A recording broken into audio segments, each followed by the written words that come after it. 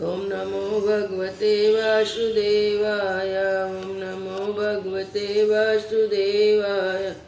ओम नमो भगवते वासुदेवाय। ओम नमो भगवते वासुदेवाय। ओम नमो भगवते वासुदेवाय।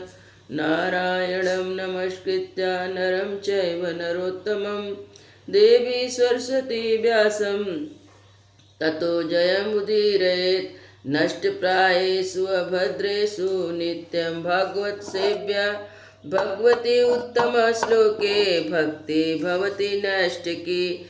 कृष्णाय वासुदेवाय देवकी नन्दनाय च नन्दगोपकुमाराय गोविन्दाय नमो नमः। मूकं करोति वाचालं पङ्गुलङ्घते गिरिं यत्कृपातमहं वन्दे परमानन्दं माधवम्।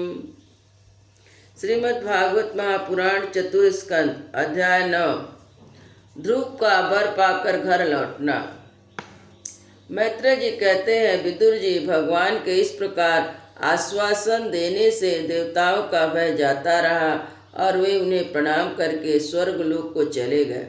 तदंतर विराट स्वरूप भगवान गरुड़ पर चढ़कर अपने भक्त को देखने के लिए मधुवन में आए। उस समय ध्रुव जी तीव्र योग अभ्यास से एकाग्र हुई बुद्धि के द्वारा भगवान की बिजली के समान दीप्तिमान जिस मूर्ति का अपने हृदय कमल में ध्यान कर रहे थे सहसा विलीन हो गई। इससे घबरा कर उन्होंने जेव नेत्र खोले कि भगवान के उसी रूप को बाहर अपने सामने खड़ा देखा। प्रभु का दर्शन पाकर बालक ध्रुव को बड़ा कुतूहल हुआ और प्रेम से अधीर हो गए। उन्होंने पृथ्वी पर दंड के समान लौटकर प्रणाम किया। फिर वे इस प्रकार भरे नेत्र से उनकी ओर देखने लगे मानो नेत्रों से उन्हें पी जाएंगे, भुजाओं में कस लेंगे। वे हाथ जोड़े प्रभु के सामने खड़े थे, उनकी स्तुति करना चाहते थे, परंतु किसी प्रकार करे या नहीं जानते थे। सर्वंतर्यामी उनके मन की बात जान गए। उन्होंने कृपा पूर्वक अपने वेदमय शंकुल को गाल से छुआ दिया।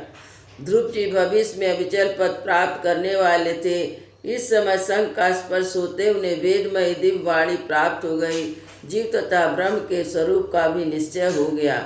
वे अत्यंत भक्तिभाव से धैर्य पूर्वक विश्वविख्यात कीर्तिमान श्री हरि की स्तुति करने लगे।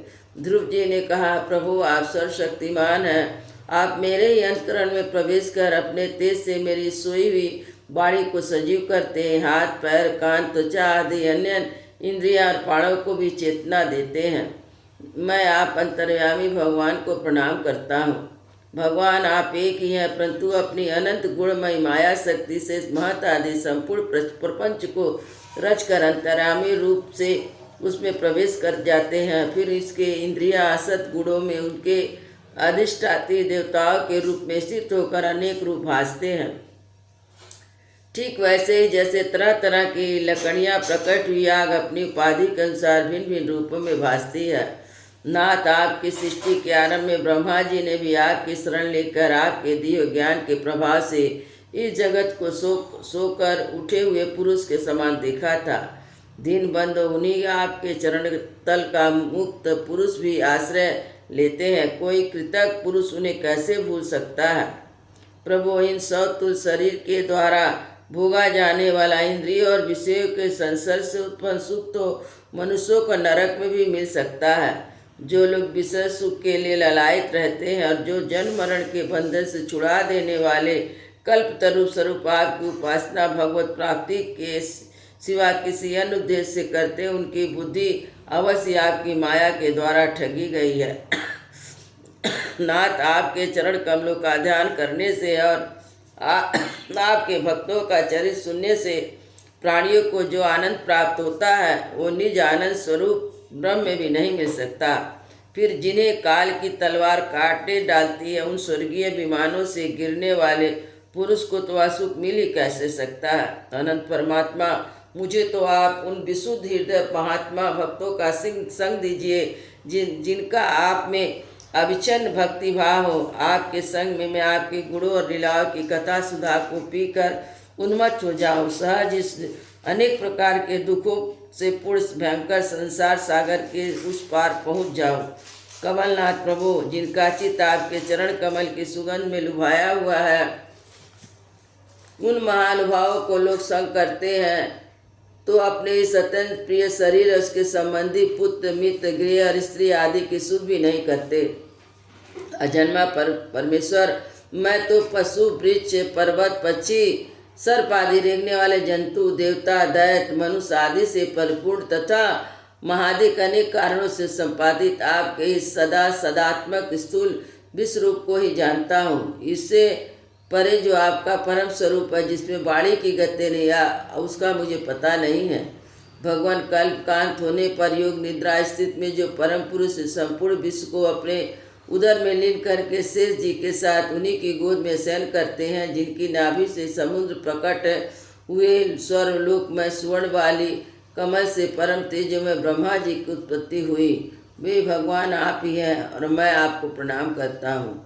प्रभु, आप अपनी अखंड चिन्मय दृष्टि से बुद्धि की सभी अवस्थाओं के साक्षी हैं तथा नित्य मुक्त शुद्ध सत्यमय सर्वज्ञ परमात्मा स्वरूप निर्विकार आदि पुरुष षणेश्वर संपन्न एवं तीनों गुणों के अधीश्वर हैं। आप जीव से सर्वदा भिन्न हैं तथा संसार की स्थिति के लिए यज्ञदाष्टि विष्णु रूप से विराजमान है। आपसे ही विद्या विद्या आदि विरुद्ध गतियों वाली अनेक शक्तियाँ धारावाही रूप से निरंतर प्रकट होती हैं। आप जगत के कारण अखंड अनादि अनंत आनंदमय निर्विकार ब्रह्म रूप है। मैं आपकी शरण में हूँ।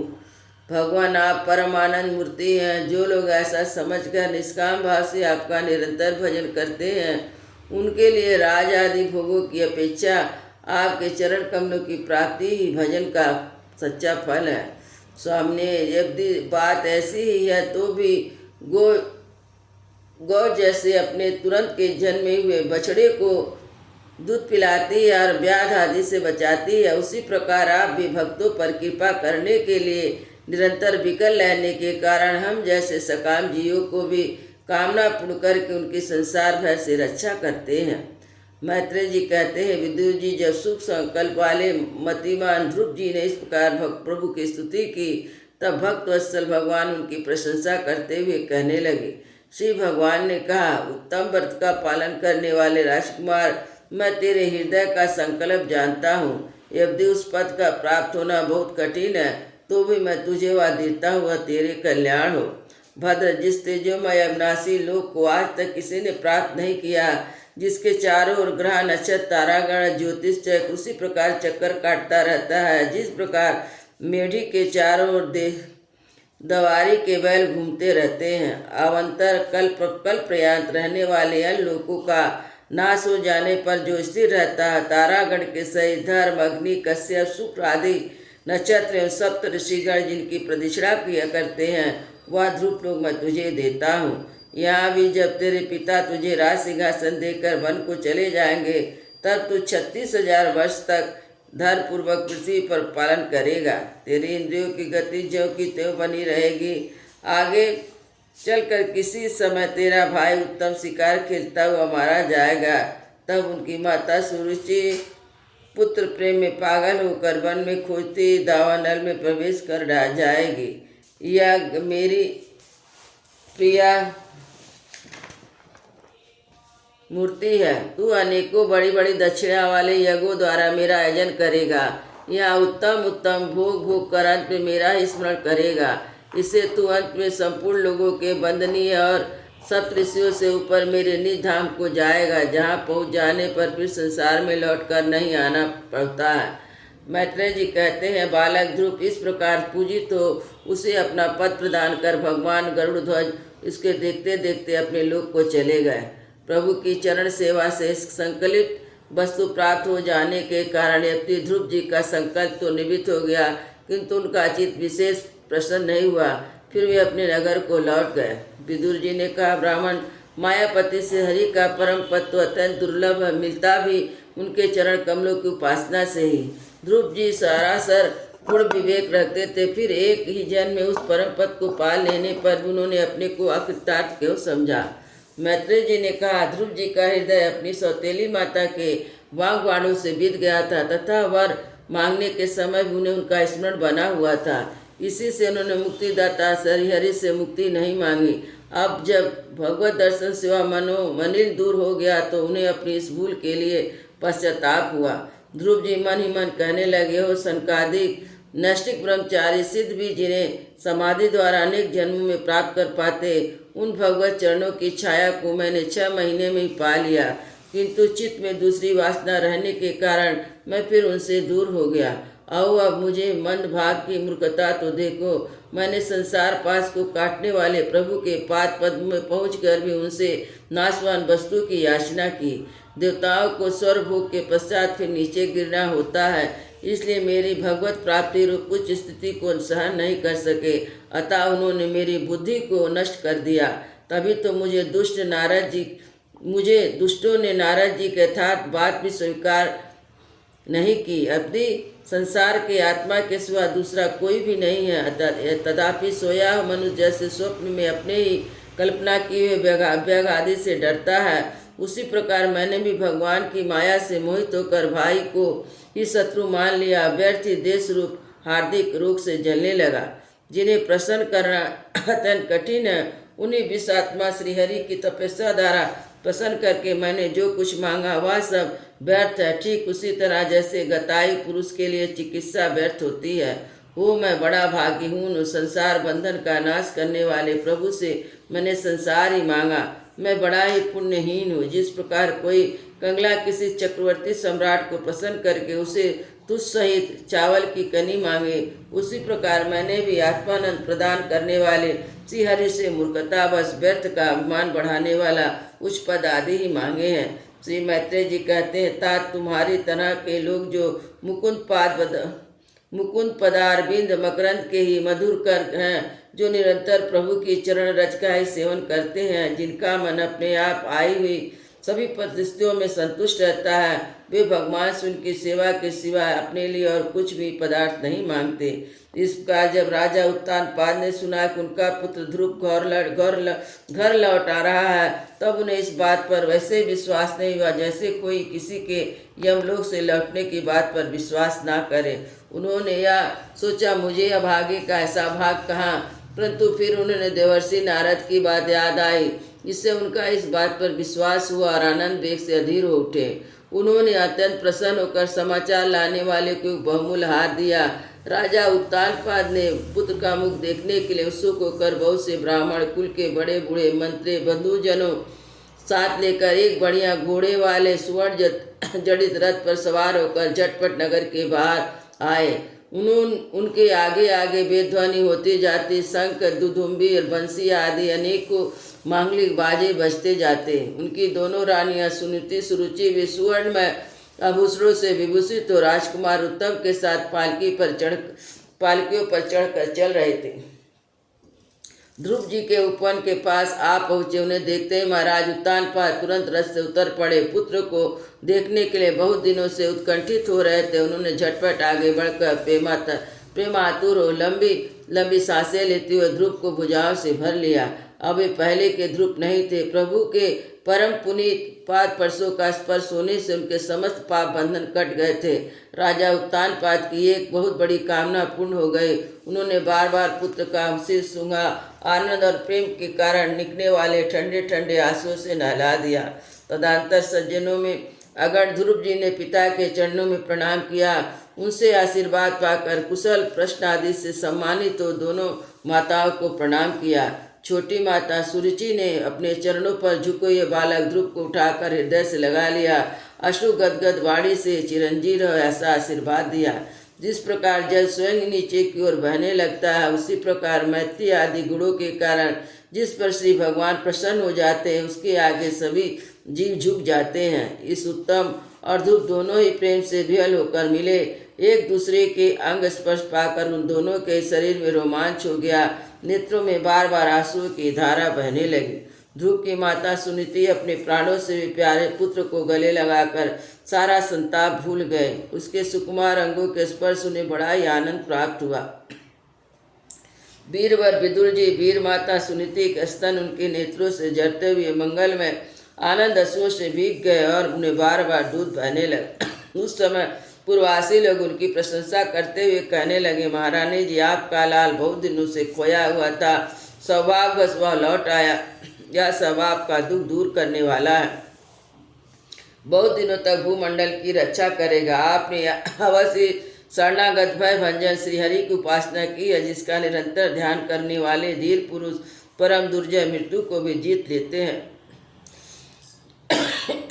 विदुर जी, इस प्रकार जब सभी लोग ध्रुव के प्रति अपना लाड प्यार जब प्रकट कर रहे हैं, तो उसी समय उनके भाई उत्तम सहित हथनी पर चढ़कर महाराज उत्तानपाद बड़े हर्ष के साथ राजधानी में प्रवेश किया। उस समय सभी लोग उनके भाग की बड़ाई कर रहे थे।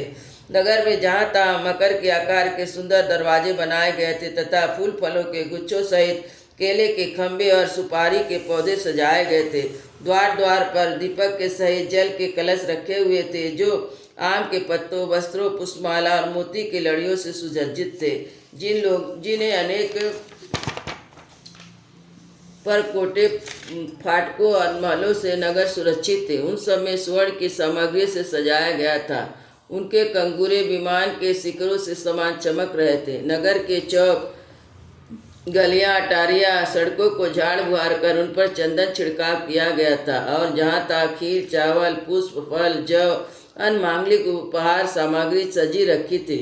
ध्रुव जी राजमार्ग से चल रहे थे। उन समय जहाँ तहाँ नगर की शीलवती सुंदरियाँ उन्हें देखने के लिए एकत्र हो गई थी। उन्हें वात्सल भाव से अनेक शुभ आशीर्वाद देते हुए उन पर सफ़ेद सरसों, अक्षत, दही, जल, दुर्वा, पुष्प और फलों की वर्षा की।